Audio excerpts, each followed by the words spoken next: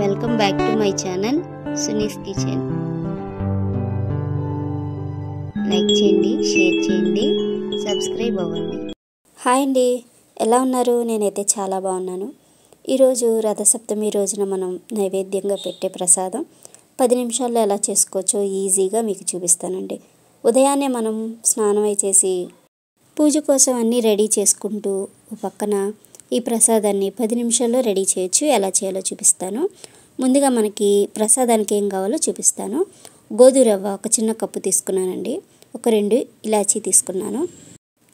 ఇక బెల్లం కూడా తీసుకోండి. బెల్లంతో చేస్తాం కదా, బెల్లము. అలాగే నెయ్యి తీసుకోండి. నెయ్యి కొంచెం ఎక్కువ వేసుకుంటే ప్రసాదం బాగుంటుంది. అలాగే కొన్ని జీడిపప్పు, కిస్మిస్ కూడా రెడీగా పెట్టేసుకోండి. ఇక ఈ బెల్లాన్ని పెద్ద గడ్డ తీసుకున్నాను కదా, దీన్ని దంచి పక్కన పెట్టుకోవడమే. ఫస్ట్ నేను ఒక గిన్నె, మనం ఏదైతే ప్రసాదం చేస్తామో ఆ గిన్నెకి ఇలా పసుపు రాసి బొట్టు పెట్టేశాను పొయ్యి మీద. ఇక పొయ్యి వెలిగించేసుకుందామండి. ఇక నెయ్యి తీసుకొని ఒక 2-3 స్పూన్ల వరకు నెయ్యి వేసుకుందాం. చూడండి, ఈ విధంగా. ఈ ప్రసాదానికి నెయ్యి కొంచెం ఎక్కువ వేసుకుంటేనే బాగుంటుందండి. ఇది త్వరగా అయిపోతుంది, టేస్ట్ కూడా చాలా బాగుంటుంది. చూడండి, ఇక నెయ్యి వేసేసుకున్నాం కదా. కాస్త నెయ్యి వేడెక్కగానే ఇక జీడిపప్పు, కిస్మిస్ వేసేసుకుందాం. చూడండి, ఈ విధంగా ఇలా వేసేసుకొని ఇవి మంచి కలర్ వచ్చే వరకు వేయించేసుకుందామండి. వేయించేసుకొని ఇప్పుడు మనం ఏ గిన్నెలోంచి అయితే వేసామో అదే గిన్నెలోకి తీసేద్దామండి. ఇక మనకి రథసప్తమి రోజు బయట కూడా పూజ చేస్తామండి. తులసి చెట్టు దగ్గర చేస్తారు. అంటే తులసి చెట్టు దగ్గర పిడకలు పెట్టి అంటించి దాని మీద ప్రసాదం వండుతారు. ఇప్పుడు అలా ఎక్కడ కష్టం కదా, చేయలేము. కాబట్టి ఇలాగా మనం ఇంట్లోనే చేసేద్దాం. ఇక అదే నేతిలో రవ్వ వేసేసి కాస్త వేయించుకుందామండి. ఇలా వేయించుకుంటే మంచి ఫ్లేవర్ బాగుంటుందండి. లేదు ఇక కడిగి నానబెట్టుకున్నా ఇంకా బాగుంటుంది. ఈ విధంగా కాస్త మంచి కలర్ వచ్చే వరకు వేగిపోయిన తర్వాత దీనికోసం నేను ఒక చిన్న పాల ప్యాకెట్ తీసుకున్నాను. నేను మామూలు పాలు వేసేసానండి, విజయ పాలు. ఇక ఆవు పాలు ఉంటే ఆవు పాలతో కూడా మనం చేసుకోవచ్చు. చూడండి, ఈ విధంగా. ఇక ఈ పాలు వేసేసి ఒకసారి కలిపేసుకుందాం. కలిపేసుకొని చక్కగా 3 పొంగులు వచ్చే వరకు ఉంచుదామండి. చూడండి, 1 కప్పు వాటర్ కూడా వేసేసుకుందాం. ఫస్ట్ పాలు పొంగిన తర్వాత రవ్వ వేస్తాం కదా, మనం రవ్వని కాస్త నేతిలో వేయించాం కాబట్టి నేను ఈ విధంగా వేసానండి.